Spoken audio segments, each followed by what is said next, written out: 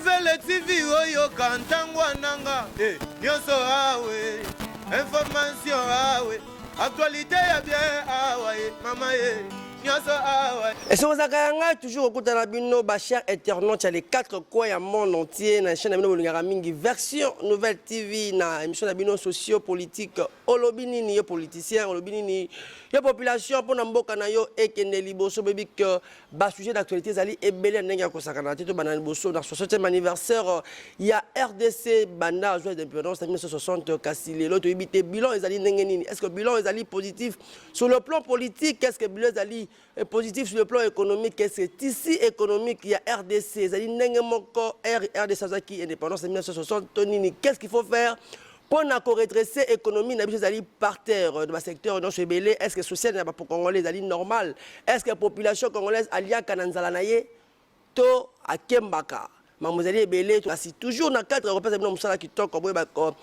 proposition de loi, il y a Mina Kuna Sakata qui rejeté lobby dans l'Assemblée nationale déjà MLC a déjà que déjà commission à PAJ politique administrative et juridique que ba analyser les sous surtout ba examiner sur loi wana te soki ba meki yango bako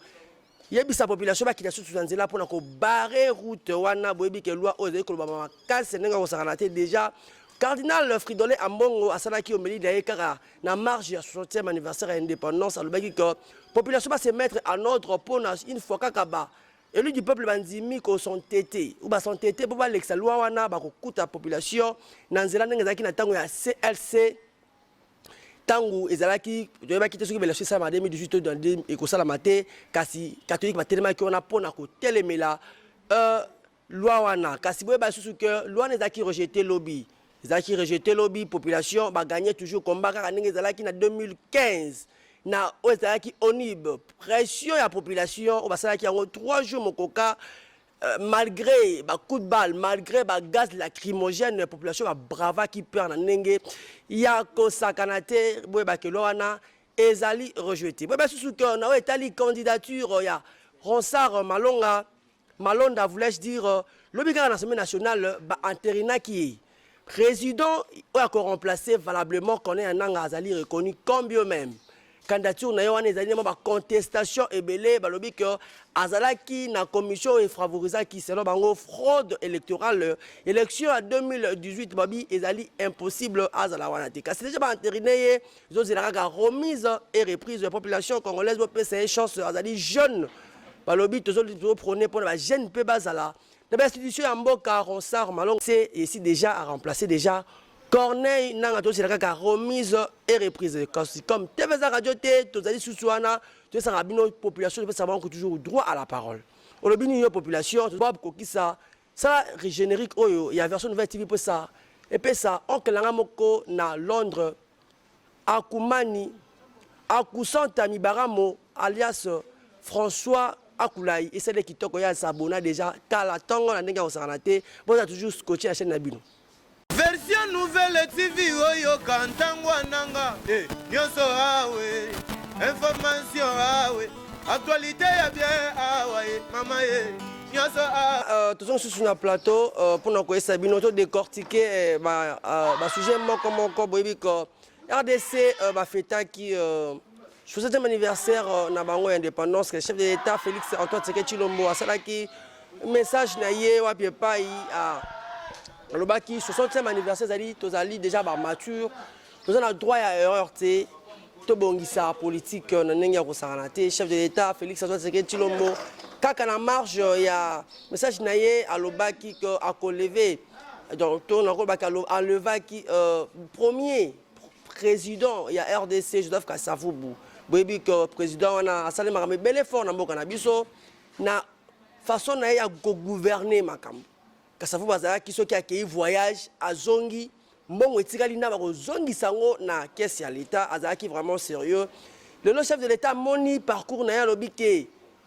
na 60e anniversaire oyo tikana élevé une grande personnalité à Joseph Kasavubu na rang ya héros national le même titre que Lumumba, même titre que Mosé Laurent Désiré Kabila et ça dépend population qui toko parce que azalaki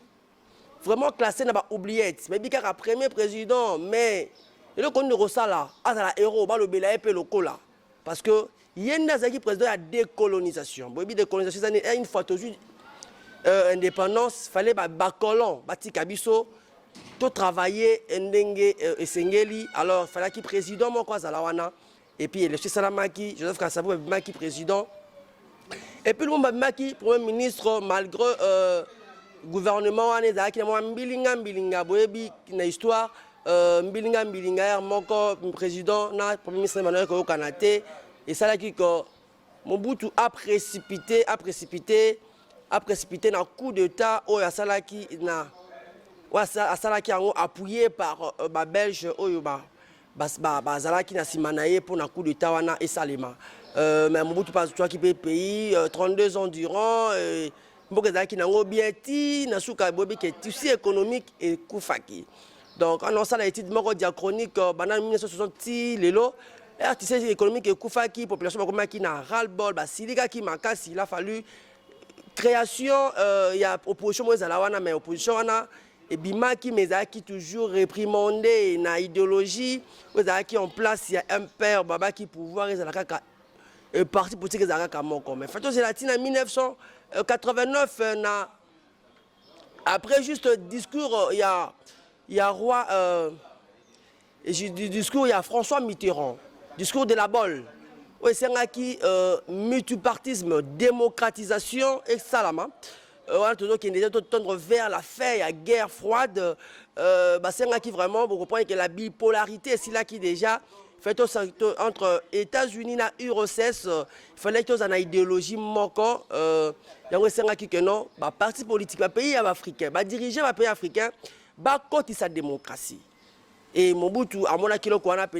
gérer en côté. Dans le discours le 24 avril 1990, qui comprenait mon émotion. À cause qui battait en mort universel et tout, mais ils ont une ouverture au pays à démocratisation dans le cannabis. Mais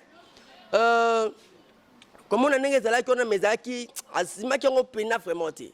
pour dictature conférence nationale souveraine et salamaki et où qui vraiment parce que Mobutu a que non et l'on que où les bien or retombé à conférence nationale souveraine que non l'élection salama mamouché salama comme égocentrisme Mobutu qui makasi ndé salako Afdel Bazou à pouvoir, Mobutu Akimi, Afdel Bazou pouvoir, Mouzé Laurent Désiré Kabila, d'heureuse mémoire, héros national, le combattant, les guerriers, le président, oh vraiment à Longola qui Mouto Baye Kokokate Mobutu, la pouvoir à Longola qui est vraiment Mobutu Akimaki, Afdel Bazou qui pouvoir naïe, Nengi Bomonaki Yango, mais quand on gérer Moukié, Longoli, Moné Azaïr, déjà en 1998. Instaurer déjà franc congolais va mettre en place mais moi ils avaient comme moi mais c'est bien que non franc congolais qui ici économie na fizaki likolo parce que franc congolais et banani ba centime zaki comparable na dollar mais lorsque vous tenez dollar le lot $1 ils en a combien 2000 francs et puis ils allaient de façon parallèle côté Moussou ils allaient 19 500 1950 côté 2000 francs mais tant que Moses qui pouvoir dans 98 et bah quand ça qui franc congolais dollar qui vraiment nassé par rapport il y a franc congolais tu es ça gouvernement nini réforme monétaire et ça les mains réforme monétaire est-ce que moi ils allaient basons c'est sur ma centime parce que franc congolais comme qu'on perdre valeur par rapport à la monnaie unitaire donc à 50 francs congolais aux équivalent à $1 américain. Est-ce que tout ça n'est centime moi n'est possible tout ça vraiment ils allaient qu'à moi mbela tout ça on a balobeli tout allez kolobela tout allez on a pour na koloba oh population est rapso dans zela baza na capacité à koloba on te kasi biso science donc on va étendre qui est pour koloba quoi est-ce que réforme ya monnaie ko salimati so bon c'est sur centime est-ce que franc congolais ko jonga sur na valeur na ngo kala le franc congolais est sur na valeur té ça franc est sur na valeur té tu sais économique et koufi donc tout ça a vraiment le gouvernement en place et pas son excellence Sylvestre Ilukamba pour me capter que même dans le conseil des ministres on a le premier citoyen RDC Félix Antoine Tshisekedi Tshilombo et ça là qui pour la population donc bah centime sur le zongi nango et ça la bien makasi donc on continue l'histoire na biso titre comme en 2001 boyebi Moussé façon Koufa qui a assassiné et puis Joseph Kabila Kabange azaki bosso général-major Joseph Kabila azaki pouvoir naye malgré ba belligérant bazaki ebelé na quatre coins bakendaki na Centre City ba jupe temps yako ça la négociation boyebi que négociation esengaka flexibilité esengaka volonté express ya partenaire bakuta na tapis rouge et tapis vert pour na ko négocier négociation ça kitoko to assistant qui na kama ko isolé bana mokili salema ezalate président moko na 4 vice-présidents mais ba metomeka ko jira ngo ndenge zalaki ti le boto osala mobeko likundi ozaki promulgué par sénateur à vie Joseph Kabila Kabange na mois de février 2006. Donc l'élection, mais l'élection c'est mis normal, tabimi kaka Joseph Kabila, tu es en 2011. L'élection et ça l'a mis normal. Mais premier ça l'a toujours en Afrique. Après l'élection, contestation ça l'a toujours. On a tout comme là-bas contentieux électoraux. Pour la nini africain, a toujours wana pour na contester. Africain a la culture il y a qu'on dit maintenant normalement. La récente élection c'est en 2018 awa dernièrement il y a eu des contestations, Makassi donc il y avait deux corps on disait que non le peuple Bajoui président là-bas. On a volé la victoire du peuple, mais le peuple était divisé comment? Alors le Congo doit être uni pour que toute autorité vienne de dire. Donc le pouvoir continue, l'autre comme dans le 60e anniversaire, mais sur le plan politique, tout le monde a multipartisme bezali. Voilà. Bezali Makassi donc to éviter. Il faut pas ça la nengeni. Parce que c'est habité, me pense ça brave bakanoa. Et ça malamu to za kana parti bibale. Moi to za na mbonde na mboka ya France. To za na parti gauche, na parti droite. N'état suite to za la républicain, na démocrate. Même tout le monde avait bazar on ba démocrate mais masanga bebo baza ko belo comment côté vraiment to senga pena conscience wane côté la parti politique et côté la parti politique mais les choses en primaire et ça les marque mais les choses primaires na phase primaire donc bobimisi mutuna bino déjà bien avant pour ici et là que non donc na élection mon aboye combien de candidats président de la République 20 candidats ils en sont stés. Sociaux-démocrates, mais tous les deux sociaux-démocrates, jamais tout le monde aux États-Unis, sociaux-démocrates, sociaux-démocrate. Il est démocrate ou il est républicain. Donc, ouais, ça une façon la politique, la fonctionnalité, bien le fonctionnement, il y a la partie politique, tout le monde a moins remarqué, on a observation, pour faire les observations en tant que scientifique, pour nous dire que non, multipartisme, mais il faut recadrer un peu. L'équipe est belée, la partie politique est belée. Nous sommes sur un régime qui est... Version nouvelle TV, oyo kantangwa nanga. Nyonso awe, information awe, actualité ya bien awe, mama ye, nyonso awe. Voilà une image oyo régime proposé biso. Et ça qui toque, maman Thérèse Senga balobi abonné mon nene na version de TV bino. Bon, tikali bozo bang bozo kondimate bo kota bo s'abonner massivement na chaîne Abino version de TV bozala jamais de site tozoba un peu la sur l'état li projet to proposition il y a loi minaku na sakata bobi ke loi oyo ça qui buzz des autres salama qui makasi kasi population toujours vainqueur ba gagner du sous le peuple gagne toujours ni tété ba revendication na bango semaine eleki. Mais si le lot,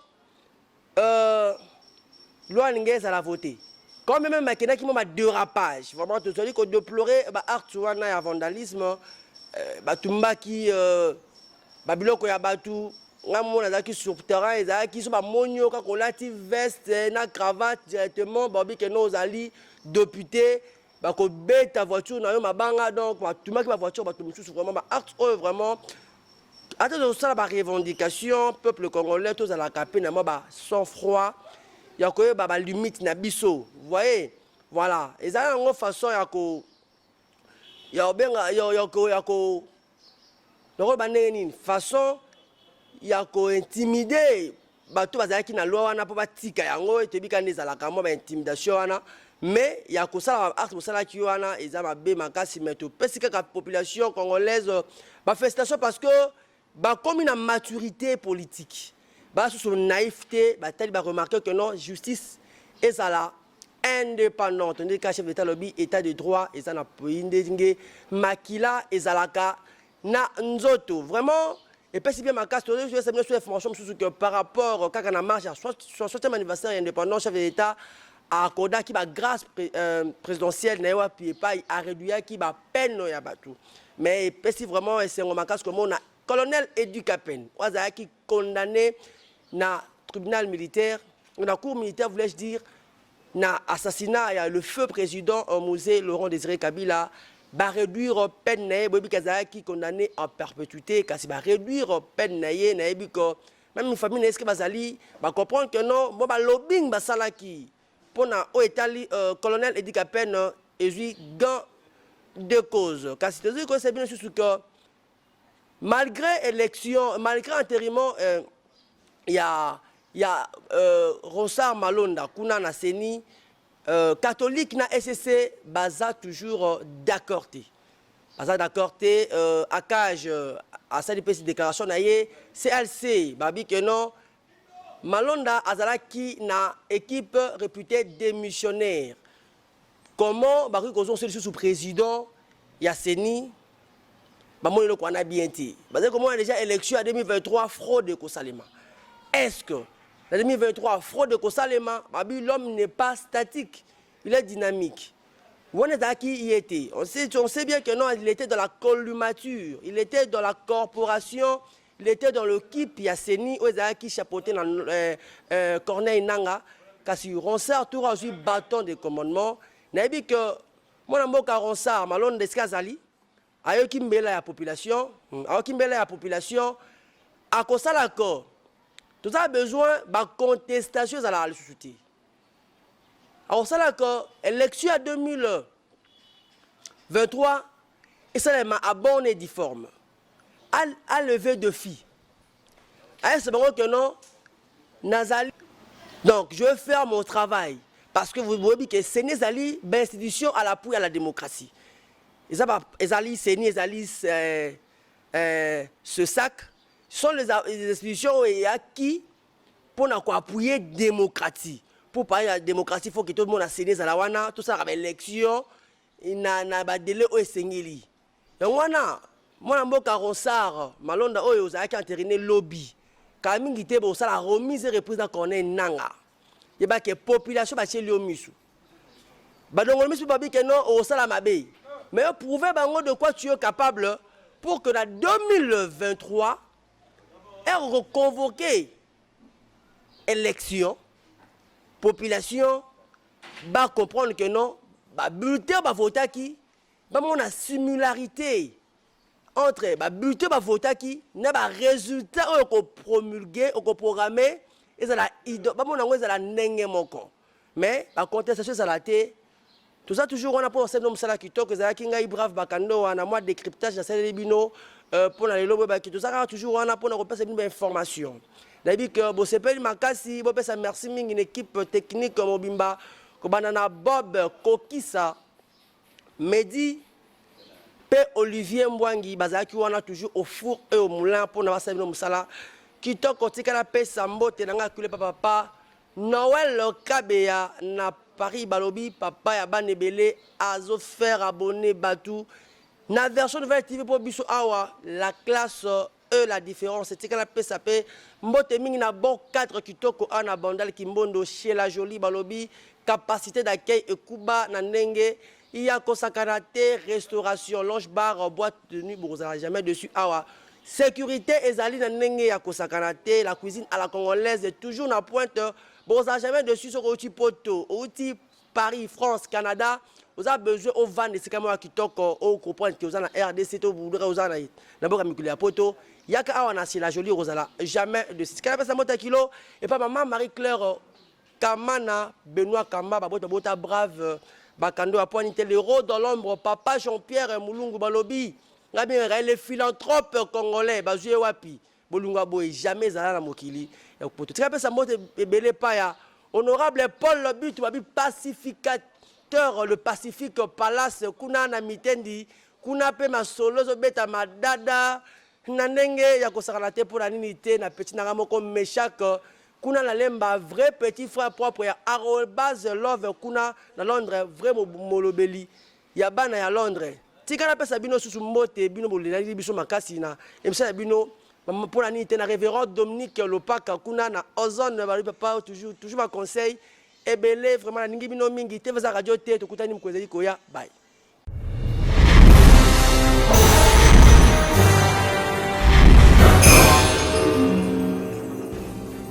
Bandeko nanga ba Congolais partout dans le monde, bon s'abonner na version Nouvelle TV. Version Nouvelle TV, ba gag, ba film, nyonso etali culture ya Congo, tous s'abonner massivement na kati ya version Nouvelle TV. Bon s'abonner massivement. Siècle, c'est pas pareil. Ayuna.